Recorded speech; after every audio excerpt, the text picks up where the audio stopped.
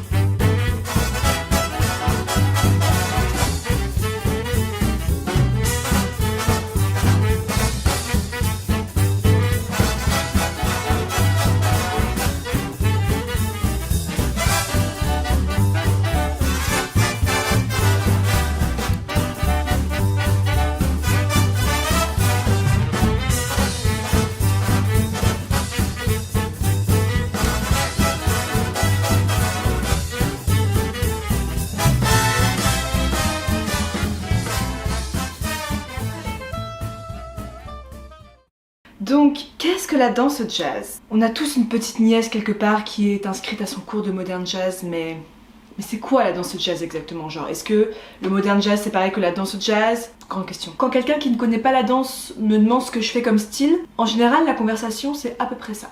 Ouais, donc toi en fait t'as un petit rat à l'opéra, c'est ça? Non, moi je fais pas le petit rat à l'opéra, moi je fais de la danse jazz. Ah ouais, donc en fait tu danses sur de la musique jazz. Oui, tu peux danser sur de la musique jazz, mais t'es pas obligé de danser sur de la musique jazz parce que tu fais de la danse jazz. Mais c'est pas genre le charleston et trucs comme ça? Bah non, mais tu peux faire le charleston par exemple. Tu vois les comédies musicales à Broadway, genre Kamel Wally quoi. Ouais, non, en fait Kamel Wally c'est plus modern jazz que jazz. Enfin c'est quand même du jazz, mais c'est un peu différent. Enfin je sais pas comment dire. Tu vois, quand on te demande ce que c'est la danse classique, c'est facile. Quand on te demande ce que c'est le flamenco, c'est facile. Quand on te demande ce que c'est le tango, c'est facile. Mais le jazz? Pour faire simple, qu'est-ce qui s'est passé avant d'aller dans les détails, tu vois, d'aller dans chaque période, etc. Donc on va d'abord parler de danse jazz traditionnelle ou vernaculaire. Vernacular jazz dance. En fait c'est la danse que tu danses sur la musique jazz.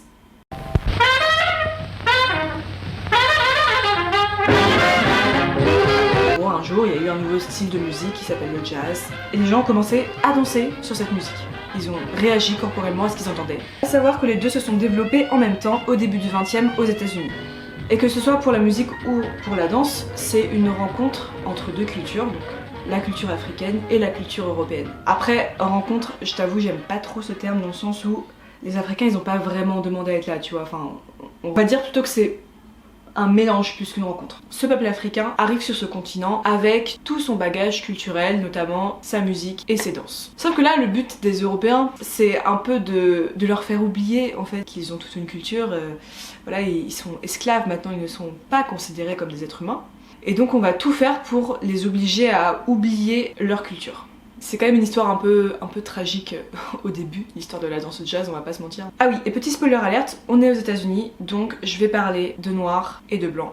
Parce que, on le sait, l'Amérique à cette époque est ouvertement raciste et ségrégationniste. Et même si les maîtres blancs ont interdit à ces esclaves noirs de s'exprimer, eux, ils ont trouvé un moyen de le faire quand même. Comme c'est le cas avec les claquettes américaines.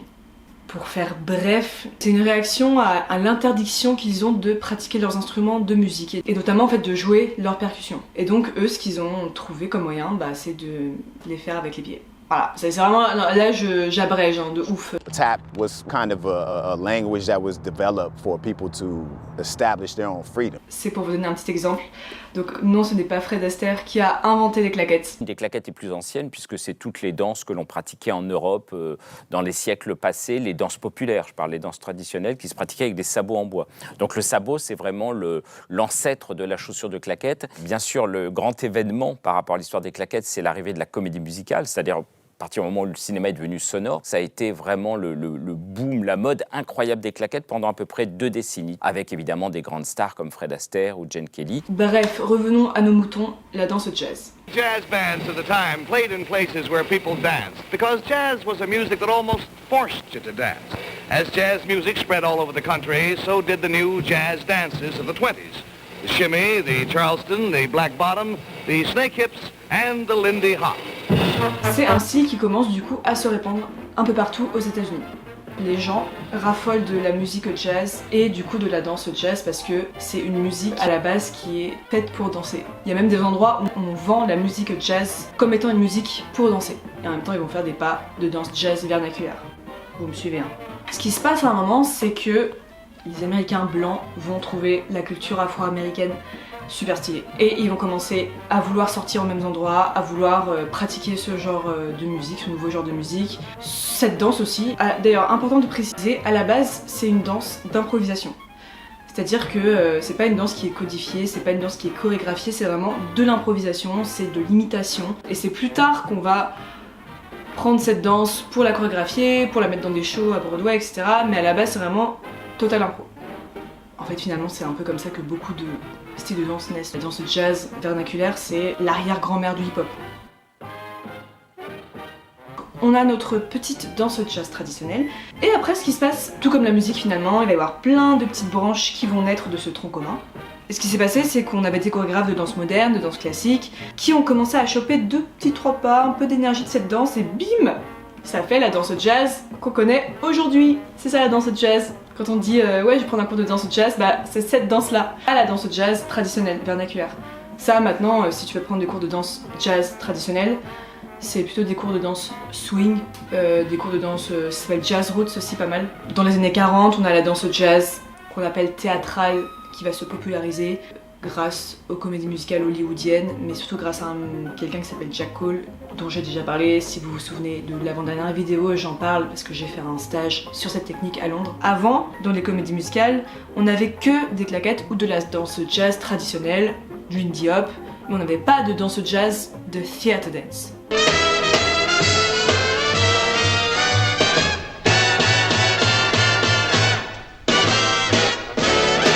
Et c'est vraiment lui qui va en fait inventer ce nouveau style. Been called the father of American jazz dance. Après dire que c'est the father of jazz dance, je crois qu'on ne dit plus trop ça maintenant. Mais en tout cas voilà, lui c'est vraiment le father de la danse jazz théâtrale. Donc tout ce qu'on voit à Broadway, c'est parce que c'est Jack Cole quoi qui l'a un peu créé quoi. He revolutionized dance. Il n'y aurait pas eu de Bob Fosse sans Jack Cole. Il n'y aurait pas eu de West Side Story sans Jack Cole parce que Jerome Robbins, il a vu Jack Cole, il s'est dit oh stylé, tu vois. Donc voilà, si vous m'avez bien suivi, on a la danse jazz traditionnelle et ensuite on a le développement de la danse jazz theater dance, on va dire. En fait, t'as plein de jazz différents maintenant. En France, pas trop. Justement, on a beaucoup de modern jazz, mais on n'a pas, on n'a pas de cours de Latin jazz, on n'a pas beaucoup de cours de theater. On n'a pas autant de choix de jazz qu'aux États-Unis ou même en Angleterre. Je pense qu'on a beaucoup plus de choix que ça. Et pour une raison en fait que je crois que beaucoup de gens ignorent. Je crois qu'il n'y a pas vraiment de raison du pourquoi on appelle la danse jazz traditionnelle et cette nouvelle danse, on va dire codifiée, qu'on peut chorégraphier, etc., danse jazz. En tout cas voilà, tout ça pour vous dire aussi que tu peux faire de la danse jazz et danser sur Britney Spears, ce qui me rend très très heureuse, sachez-le. Tu peux danser sur Lady Gaga, tu peux danser sur Beyoncé, tu peux danser sur Frank Sinatra, tu peux danser sur plein de choses, à partir du moment où tu es en connexion avec la musique. Ça c'est une des caractéristiques principales de cette danse. Si tu vois quelqu'un qui danse et qui est complètement à côté de la musique, en général, ce n'est pas de la danse jazz. Pour terminer, j'aimerais bien donner quelques petites caractéristiques communs à la danse jazz traditionnelle et à la danse jazz. On a le corps près du sol, les jambes pliées quand on danse. On bouge son corps de façon naturelle, par exemple en danse classique, on est plutôt en dehors, c'est-à-dire les jambes ouvertes vers l'extérieur, alors qu'en danse jazz, on va plutôt garder les jambes parallèles, dans une position dite plus naturelle.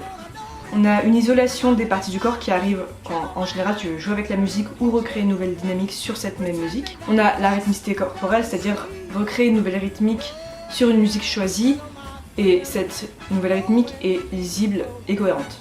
On a une qualité d'improvisation et en général le danseur va répondre à la musique, c'est-à-dire que sa danse découle de l'émotion que la musique lui procure. On m'a aussi posé cette question de mais tu peux pas chorégraphier avant d'avoir la musique? Non. Je pense que tu peux le faire en danse contemporaine, peut-être en danse classique aussi, je sais pas, mais en fait en jazz, t'es obligé d'avoir de la musique pour chorégraphier. Une caractéristique, voire la caractéristique pour moi la plus importante, c'est la connexion musique et danse. Écoutez, j'espère que vous avez appris des choses, que ça vous a fait plaisir d'être là à découvrir ce que c'est la danse jazz, ou pas, peut-être que vous connaissiez déjà, peut-être que vous en faites de la danse jazz, n'hésitez pas à le mettre en commentaire, et n'hésitez pas surtout à mettre des petits pouces, et abonnez-vous, parce qu'il va y avoir d'autres vidéos sur l'histoire de la danse, donc voilà. Et sur ce, je vous souhaite une bonne journée, et à très vite. Gay rendezvous. There's no chance romancing with the blue attitude. You've got to do some dancing to get in the mood. Sister, what you call 'em, that's a timely idea. Something swing-a-dilla would be good to my ear. Everybody must agree that dancing has charms when you have the certain one you love and you're